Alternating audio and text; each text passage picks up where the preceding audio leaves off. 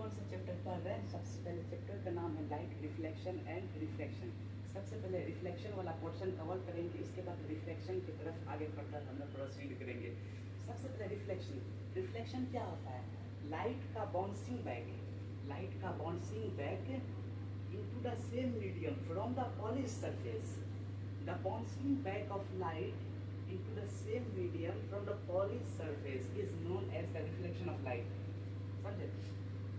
यानी कि लाइट जैसे कोई भी लाइट रे इंफिनिटी से आया है ना, कहीं इंसिडेंट किया, ठीक, उसके बाद बाउंस बैक जो किया, इंसिडेंट कहाँ किया? पॉलिश सरफेस में इंसिडेंट किया। वो जो बाउंस बैक जो किया लाइट, इसी बाउंसिंग बैक, यही वाला प्रॉपर्टी जो bouncing back of light into the same medium from the polish surface, यानी कि लाइट जब बाउंस बैक क्या हुई पॉलिश सरफेस में हिट करने के बाद, इसी को हम लोग क्या बोलेंगे?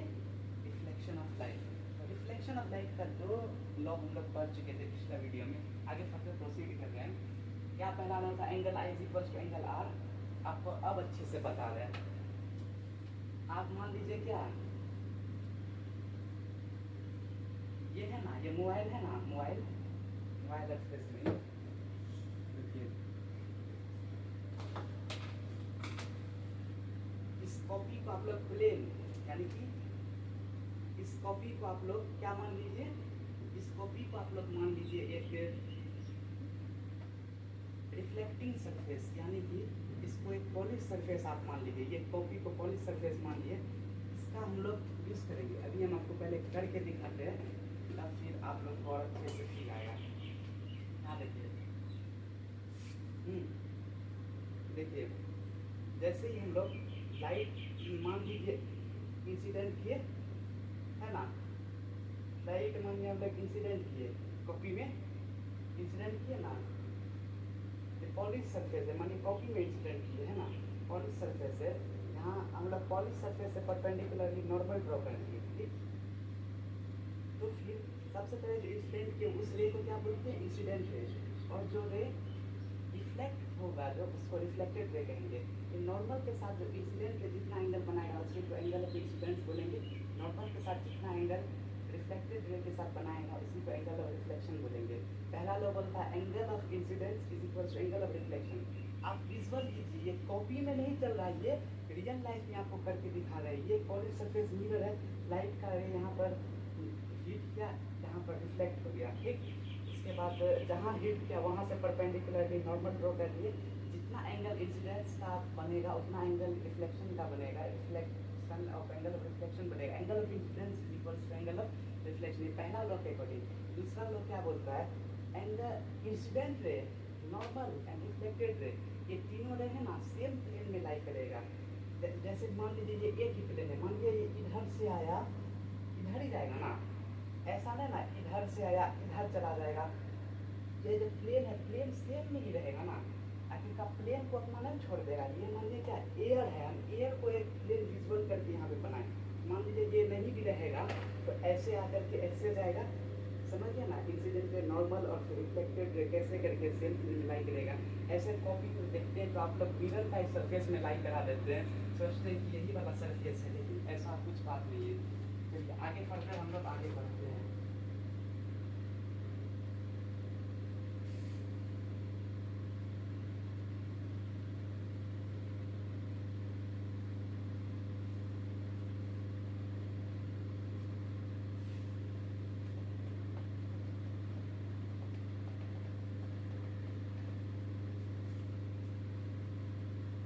स्फेरिकल मिरर के बारे में हम लोग पढ़ने जा रहे हैं।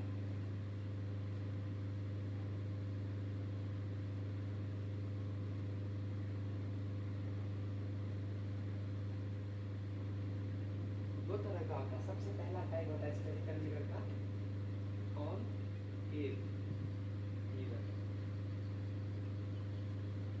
कॉनकेव मिरर कैसे बनता है बता रहे हैं। केव, केव से आप लोग क्या लेकर गए? केव से आप लोग को गुफा कुछ नजर आ रहा है, गुफा है ना, इसका आप वर्ड से या डिराइव कर सकते हैं। कॉनकेव यानी कि गुफा, समझे? इसका जो रिफ्लेक्टिंग सरफेस होगा, ये मान लीजिए मिरर का ये पॉलिश सरफेस है, ये है पॉलिश सरफेस, पॉलिश सरफेस, ये वाला जो पार्ट है reflecting reflecting surface. Concave mirror का क्या होता है, रिफ्लेक्टिंग सरफेस इनवर्ड होता है। ये मान लीजिए केव है, इधर से लाइट रे इंसिडेंट करेगा, समझे, मतलब इसका इनवर्ड गुफा वाला डायरेक्शन में लाइट इंसिडेंस करेगा, समझे, कॉन्केव। उसके बाद दूसरा टाइप होता है कॉन्वेक्स मिरर।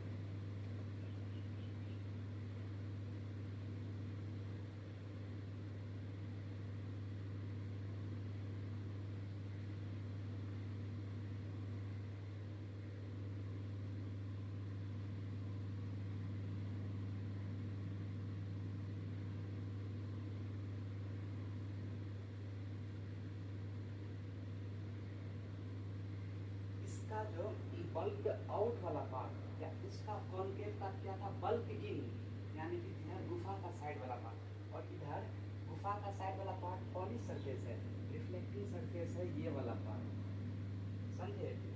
पीछे वाला ये वाला गुफा, मान लीजिए ऐसे गुफा है, इधर से अगर लाइट इधर अगर जाके मतलब अगर मिरर में टकराएगा, समझ लीजिए वो कॉन्वेक्स मिरर है। अगर इधर वाला पार्ट में टकराएगा तो वो कॉन्केव मिरर है।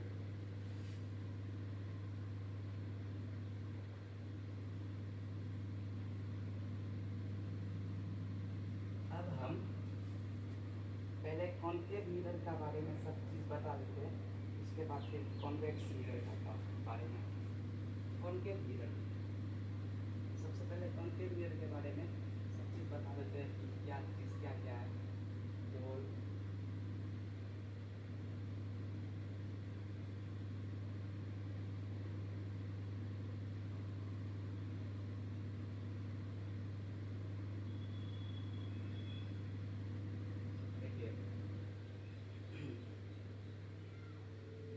ये एपेचर मान लीजिए ओपी है, ये एपेचर का जो सेंटर होता है ना, ओपी मान लीजिए, एपेचर का जो सेंटर होता है इसी को आप लोग क्या बोलते हैं, पोल इसी को बोला जाता है।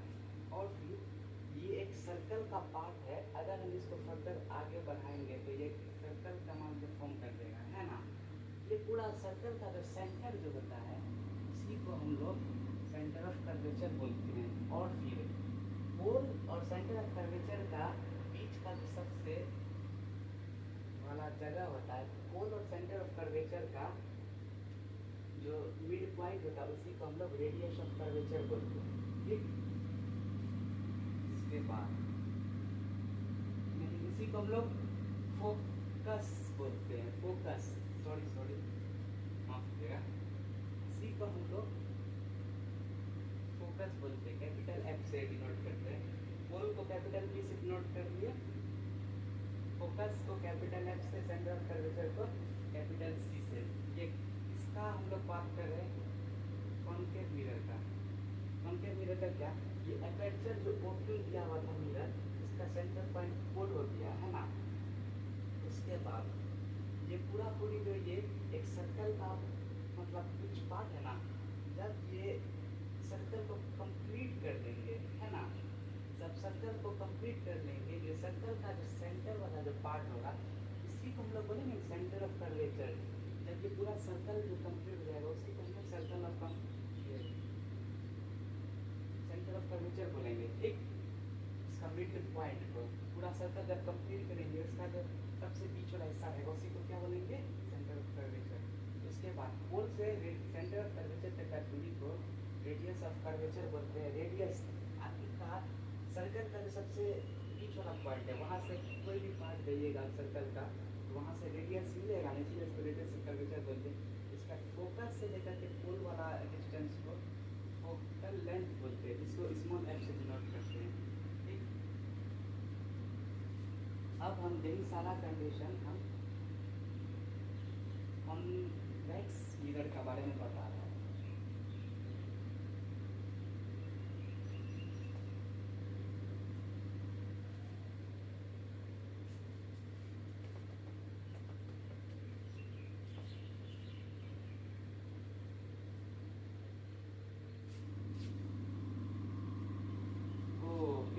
इसमें कुछ थोड़ी ज़्यादा। चलिए कॉन्वेक्स मिरर में करते हैं।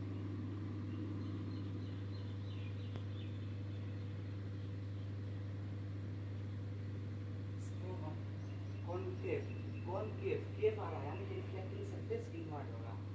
उसके बाद कॉन्वेक्स रिफ्लेक्टिंग सरफेस आउटवर्ड होगा।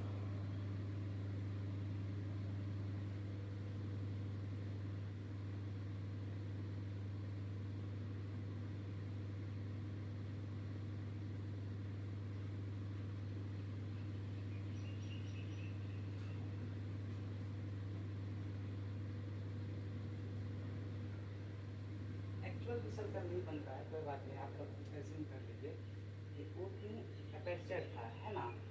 अपर्चर क्या बोलते हैं, जो एक्चुअल जो मिरर जो लेंगे, जिसको हमको रिफ्लेक्शन जिसमें हम लोग करेंगे, उसी को हम लोग अपर्चर बोलते हैं। वो ओक्लूडेड अपर्चर, इसका सेंट्रल पॉइंट को हम लोग पोल बोलते हैं, ठीक। उसके बाद ये ओक्लू अपर्चर है, तो फिर इसको जो पूरा फर्दर दिया का एक हिस्सा है ना, सर्कल का हिस्सा है, जब इसको पूरा प्रोसीड करेंगे तो ये पूरा एक सर्कल का फॉर्म कर देगा।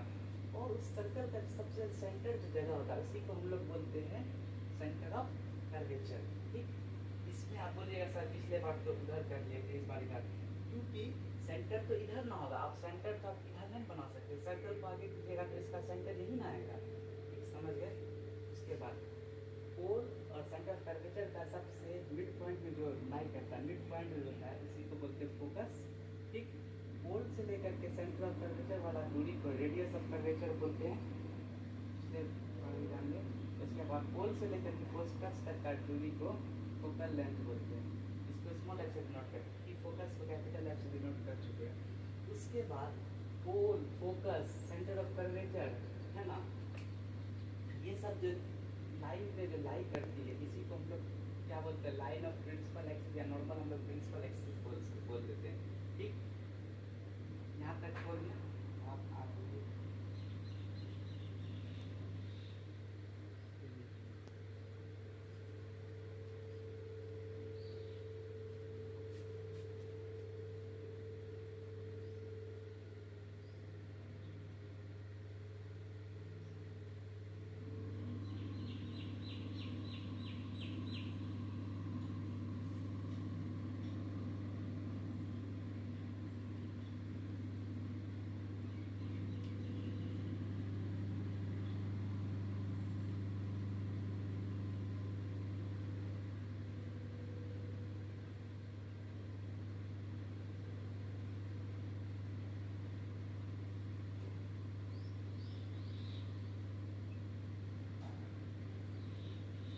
अब हम लोग कॉन्केव मिरर का फोकस और फोकल लेंथ के बारे में फर्दर आगे डिस्कशन करते हैं।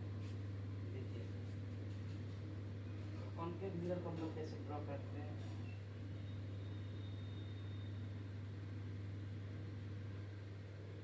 ड्रॉ कर लिए।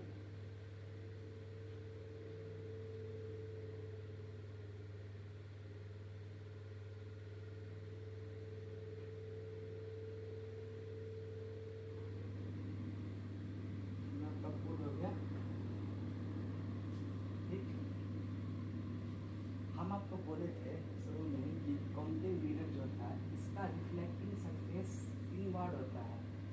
एक सर्कल का जो इनवर्ड वाला पार्ट होता है, सर्कल में केव मान लो, केव का जो इनवर्ड वाला पार्ट होता है, कॉन्केव, केव से समझ में आ रहा है, गुफा, गुफा वाला पार्ट में इसका रिफ्लेक्शन प्रोसीड होता है, रिफ्लेक्शन होता है। तो फिर आप बोलेगा सर कैसे करके हम लोग को मालूम चलेगा कि हम लोग कैसे करके हमको जो रेडियस निकालने के लिए हमको तो पूरा ये रेडियस फोकस निकालने के लिए इस मिरर का हमको पूरा सर्कल ड्रॉ करना पड़ेगा, फिर सेंटर ऑफ कर्वेचर वहाँ से निकालना पड़ेगा, फिर वो दोनों बीच का दूरी। हाँ वो भी एक तरीका सही है, लेकिन अगर आपको अच्छे से आप जानना चाहते हैं कि कैसे करके आया, मतलब और भी दूसरा तरीका से जानना चाहते हैं कि आखिरकार फोकस कहाँ पे है, इस प्रिंसिपल एक्सिस में कहाँ पे लाई करेगा फोकस, इसका एक सोल्यूशन और भी बड़ा आसान तरीका है कि अगर हम इस प्रिंसिपल एक्सिस का पैरेलल, प्रिंसिपल एक्सिस है ये, इसका जब पैरेलल हम एक रे हम जो गुजारेंगे तो फिर वो रिफ्लेक्ट करके कहाँ से जाते हुए दिखेगा हमको, ये जो पॉइंट में जो कट करेगा प्रिंसिपल एक्सिस का, ये एग्जैक्टली फोकस में कट करेगा, ठीक, समझ गए। और फिर हमको मालूम है कि सेंटर ऑफ कर्वेचर का आधा होता है focus, centre of curvature, radius of curvature का आधा होता है फोकल लेंथ, यानी कि सेंटर ऑफ कर्वेचर और पोल का बीच में जितना दूरी है उसका आधा दूरी है फोकस और फिर पोल के बीच। तो फिर हम लोग एक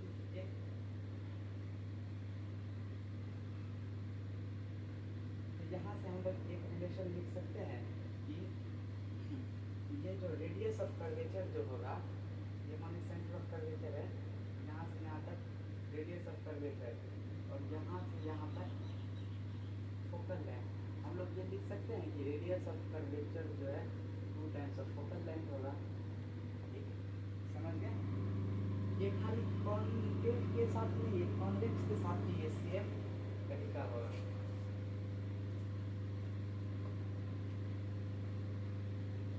अब कॉन्वेक्स मिरर के बारे में बता दें।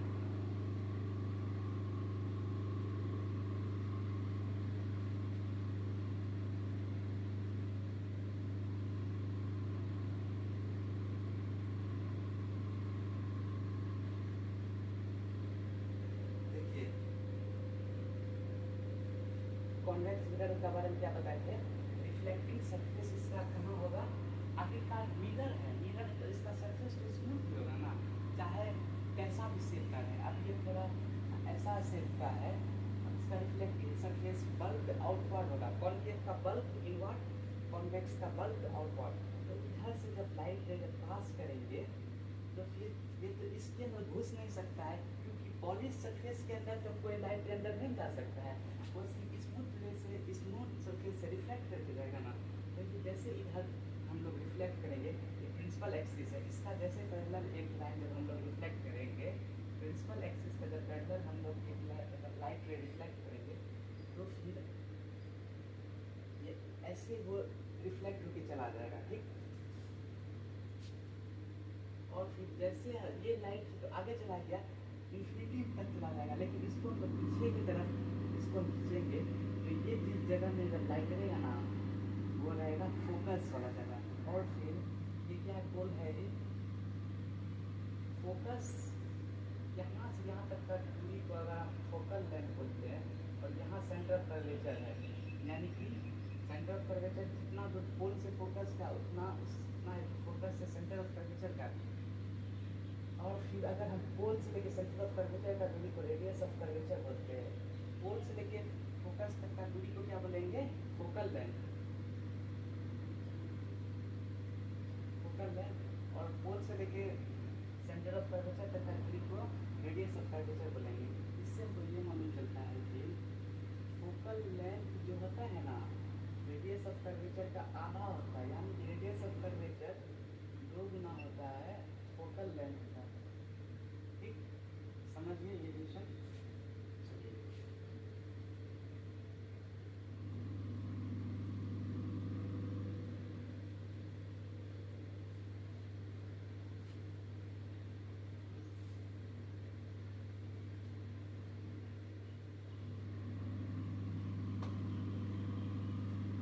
अब थ्योरेटिकली ज़्यादा बोलेंगे, इतने में समय का जा जाता है। अब मतलब बोल रहा है कि इमेज का कैसे फॉर्मेशन होता है, उसका कैरेक्टरिस्टिक्स कैसा होगा। देखिए, सबसे पहले इमेज फॉर्मेशन के लिए कम से कम 2 लाइट रे का जरूरी है, समझ कर इतना चीज़। इमेज फॉर्मेशन बिना 2 लाइट रे का नहीं हो सकता है। इसके बाद अगर रे जो लाइट रे जो है एक्चुअल में मीट करेगा तो वो रियल इमेज का फॉर्मेशन होगा, और फिर अगर लाइट रे एक्चुअल में नहीं मीट करेगा तो वर्चुअल इमेज का फॉर्मेशन होगा। और फिर रियल के साथ साथ इन्वर्टेड इमेज फॉर्म हर हमेशा होता है, वर्चुअल के साथ इरेक्ट हमेशा होता है। आपको बता देते हैं जैसे कि कॉन्केव मिरर का रूल है,